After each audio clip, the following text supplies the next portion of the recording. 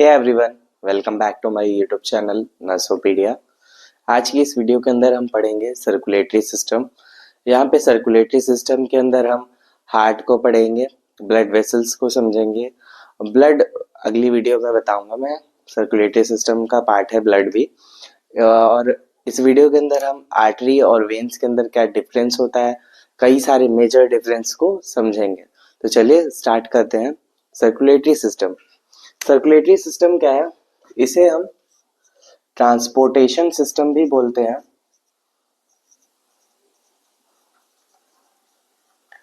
Transportation system, transportation system क्यों कहते हैं? क्योंकि सर्कुलेटरी सिस्टम के ही थ्रू जितने भी हमारे बॉडी के अंदर न्यूट्रिएंट्स होते हैं, गैसेस होती हैं, कार्बन डाइऑक्साइड, ऑक्सीजन, ये सब का ट्रांसपोर्टेशन होता है। तो लिखते हैं हम circulatory system is responsible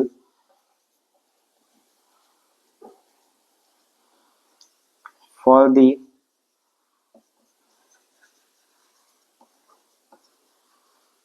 transportation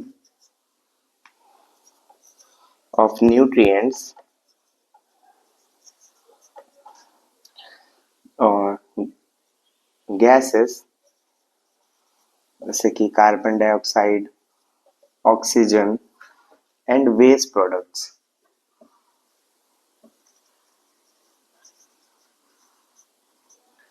ठीक है, सर्कुलेटरी सिस्टम क्या करता है? ट्रांसपोर्ट करता है न्यूट्रिएंट्स का, गैसेस का और वेस्ट प्रोडक्ट्स का। जो भी सेल्स का वेस्ट प्रोडक्ट होता है उसको भी निकालता है बॉडी से बाहर। सर्कुलेटरी सिस्टम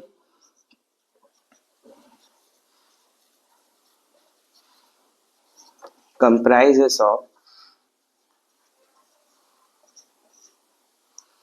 हार्ट, सबसे मेन है हार्ट। हार्ट पंपिंग ऑर्गन है, वो पंप करता है ब्लड को। फिर उसके बाद ब्लड वेसल्स, हार्ट के थ्रू जो ब्लड को पंप किया जाता है जिन वेसल्स के अंदर, वो ब्लड वेसल्स और ब्लड, क्योंकि ब्लड ही कैरी करता है इन सब चीजों को, न्यूट्रिएंट्स को, गैसेस को, वेस्ट प्रोडक्ट्स को। ठीक है, तो आप हार्ट, आपने एनाटॉमी तो पढ़ ली होगी, नहीं पढ़ी है तो मेरा वीडियो है हार्ट की एनाटॉमी का, या आई बटन में मैं लगा देता हूँ इस वीडियो को। तो थोड़ा सा ब्रीफली हार्ट को समझते हैं।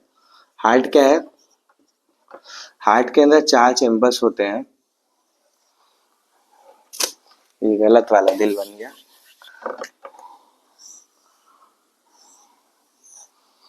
हार्ट के अंदर 4 चैम्बर्स होते हैं। ठीक है, ये जो अपर 2 चैम्बर्स होते हैं इनको एट्रियम बोलते हैं, और ये जो लोअर चैम्बर्स होते हैं इनको वेंट्रिकल बोलते हैं। इसके अंदर टोटल 4 चैम्बर्स होते हैं, 4 चैम्बर्स। और यहाँ पे जो ब्लड वेसल्स होती हैं, मेन ब्लड वेसल्स में बना देता हूँ। ये वेना कावा है, superior vena cava, inferior vena cava. इनके थ्रू ब्लड हमारी बॉडी से हार्ट के अंदर आता है। फिर ये ब्लड जो होता है वेंट्रिकल के अंदर जाएगा, वेंट्रिकल से पल्मोनरी आर्टरी के अंदर जाता है ब्लड। फिर लंग्स से ऑक्सीजनेशन होके ब्लड कहाँ आता है? हमारा राइट एट्रियम के अंदर।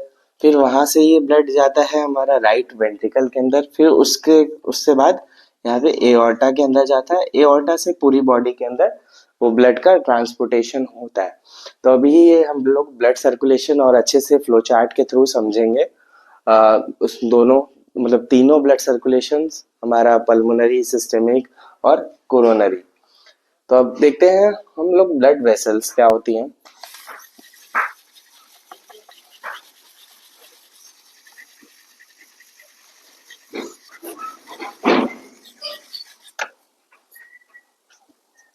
ब्लड वेसल्स,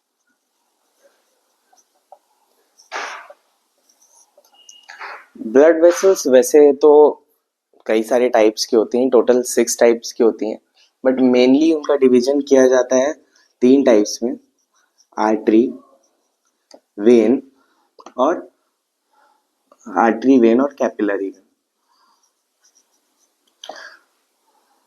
कैपिलरी के अंदर अभी इसका और ज्यादा डिवीजन करके आर्टरी को आर्टरियोल्स दिखाया जाता है, वेन को वेन्यूल्स, और एक और स्पेशल टाइप की जो ब्लड वेसल्स होती हैं वेसा वेसोरम, जो हमारी कोरोनरी आर्टरीज होती हैं, उनको बोला जाता है। अभी मेनली हम लोग आर्टरी, वेन और कैपिलरी को समझते हैं, इनका स्ट्रक्चर क्या होता है ये समझते हैं। ठीक है, तो आर्टरी और वेन का स्ट्रक्चर थोड़ा बहुत सेम होता है। इसके अंदर 3 लेयर्स होती हैं। स्ट्रक्चर हम देखें, अगर स्ट्रक्चर क्या होता है, मान लो ये ल्यूमन है, आर्टरी वेन, दोनों का स्ट्रक्चर लगभग सेम होता है, बस थोड़ा सा इनकी लेयर्स क्या होती हैं, मोटी और पतली होती हैं।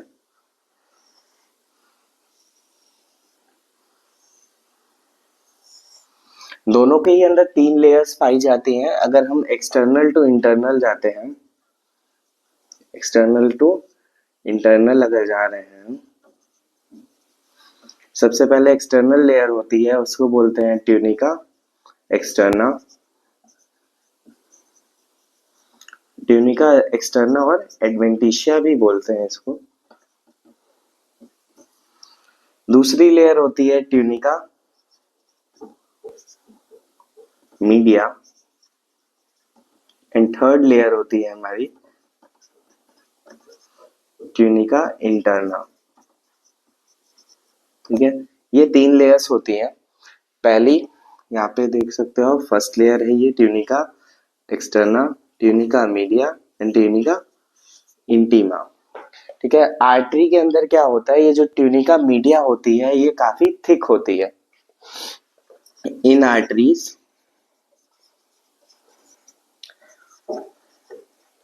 Tunica media is thick. यहाँ पे ये थिक क्यों होती है, क्यों मोटी होती है आर्टरी के अंदर?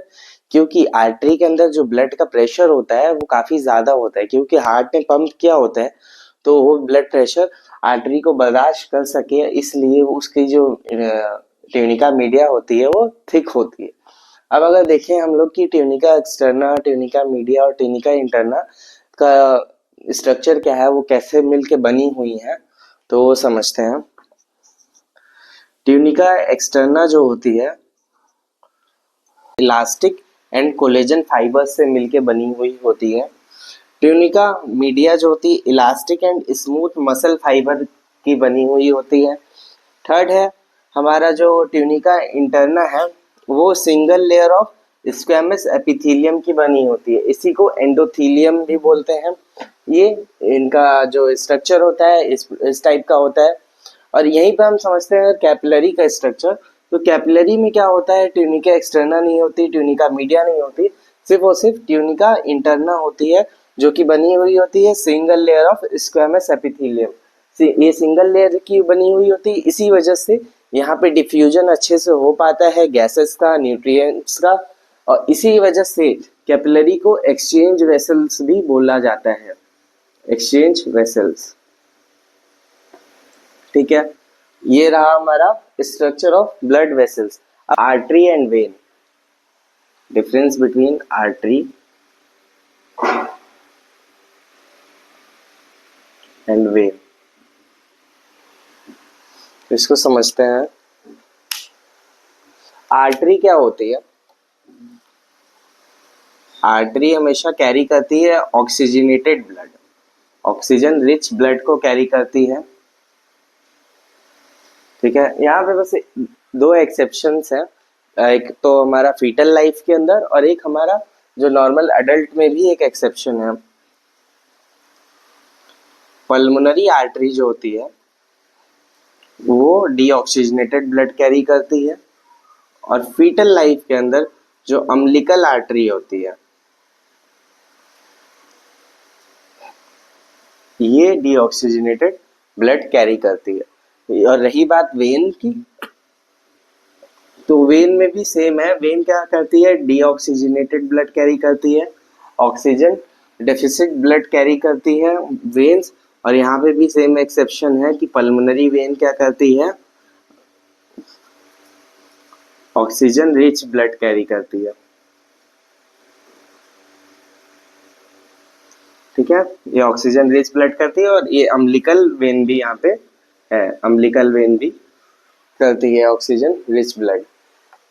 दूसरा, आर्टरी के अंदर जो होता है ब्लड प्रेशर हाई होता है।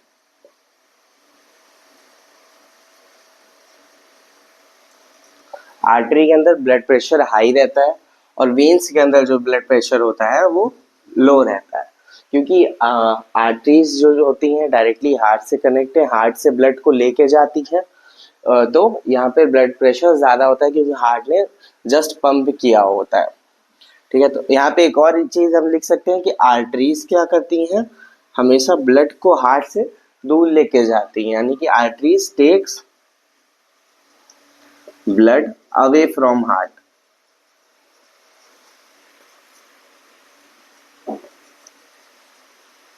ठीक है, आर्टरी क्या करती हैं, ब्लड को हमेशा हार्ट से दूर लेके जाती हैं, और यहीं पे वेन्स क्या करती हैं, हमेशा ब्लड को हार्ट तक लेके आती हैं। Veins carry blood to heart. ठीक, और आर्टरी के अंदर क्या होता है, आर्टरी के अंदर कोई भी हमारे वाल्व्स प्रेजेंट नहीं होते हैं, और वेन्स के अंदर क्या होता है, वाल्व्स प्रेजेंट होते हैं। वेन्स कंटेन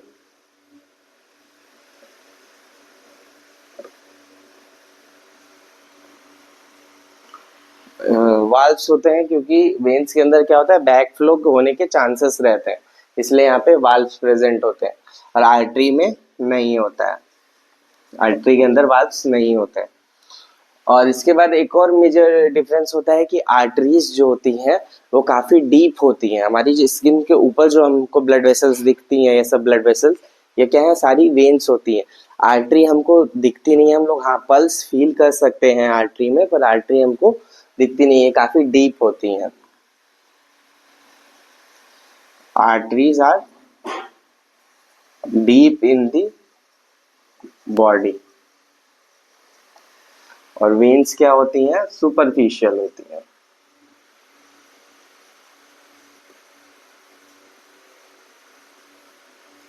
एक और डिफरेंस होता है, कई लोग जब डायग्राम बनाते हैं हम लोग, तो उसके अंदर क्या करते हैं, वेन्स को हम लोग ब्लू कलर से दिखाते हैं और आर्टरीज को हम लोग रेड कलर से दिखाते हैं। तो इससे काफी लोगों के अंदर मिसकॉन्सेप्शन रहता है कि वेन्स के अंदर जो मतलब जो डीऑक्सीजनेटेड ब्लड होता है वो ब्लू कलर का होता है, और जो ऑक्सीजनेटेड ब्लड होता है वो रेड कलर का होता है, पर ऐसा होता नहीं है।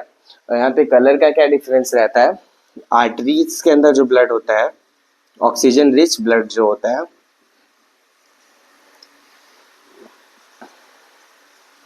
ब्लड जो होता है वो ब्राइट रेड कलर का होता है।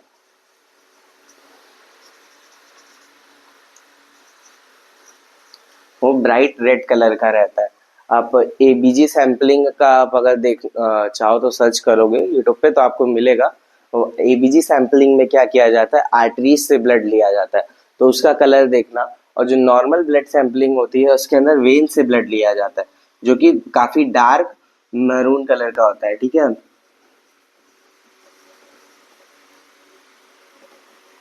डार्क मैरून कलर का ब्लड रहता है।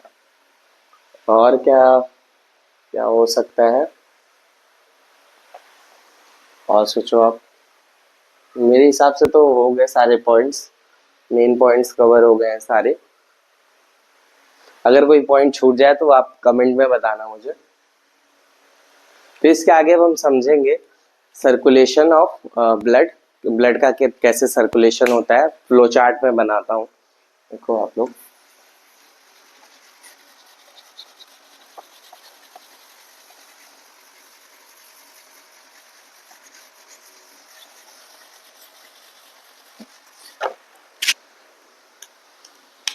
ब्लड सर्कुलेशन,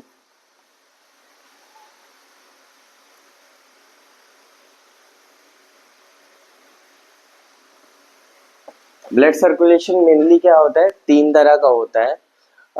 ये आप ऐसे समझो, पल्मोनरी, पल्मोनरी यानी कि पल्मोनरी टर्म का मैंने मतलब बताया था, पल्मोनरी जो होता है लंग्स से रिलेटेड होता है। तो पल्मोनरी सर्कुलेशन यानी जो लंग्स के अंदर सर्कुलेशन हो रहा है, pulmonary. Systemic, systemic circulation, systemic circulation जो कि हमारी बॉडी के अंदर हो रहा होता है उसे हम सिस्टेमिक सर्कुलेशन बोलते हैं। और इसके बाद है हमारा कोरोनरी सर्कुलेशन।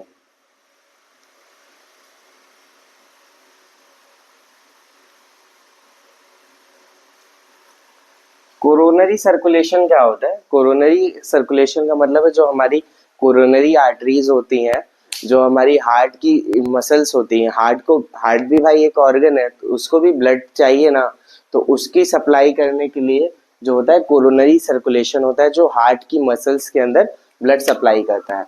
इट सप्लाइज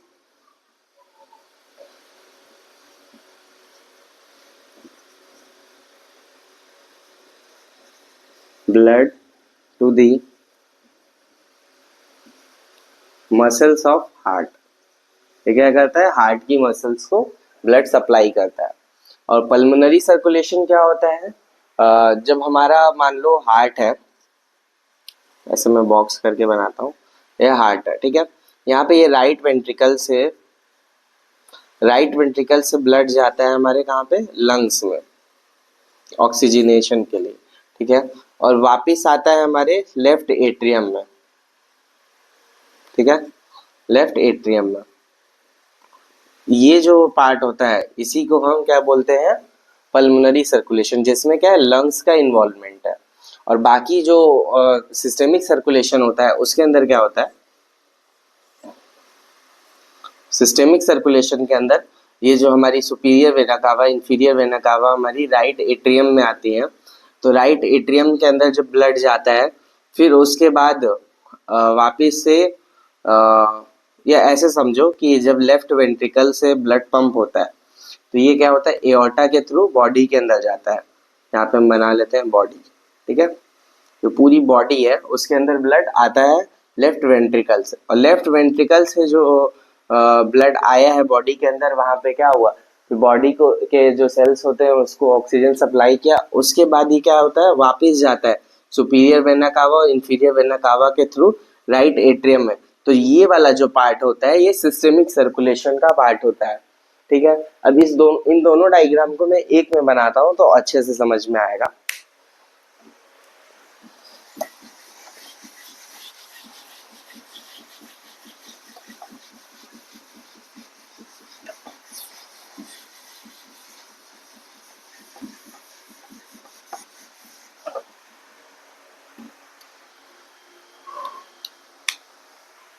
तो यहाँ पे मैं हार्ट को एक स्क्वायर की तरह बना रहा हूँ, ठीक है, स्क्वायर।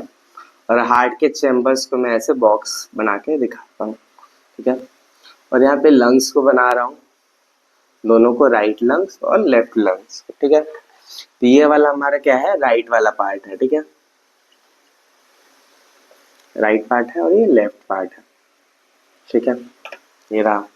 अब यहाँ पे हम बॉडी को बना देते हैं, ये बॉडी है हमारी।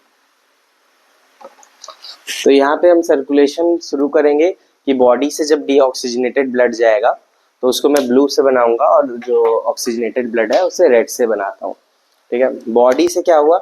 डीऑक्सीजनेटेड ब्लड कहाँ गया? हमारे कहाँ पे गया? राइट एट्रियम के अंदर, ठीक है। राइट एट्रियम में ब्लड आ गया बॉडी से जो डीऑक्सीजनेटेड था।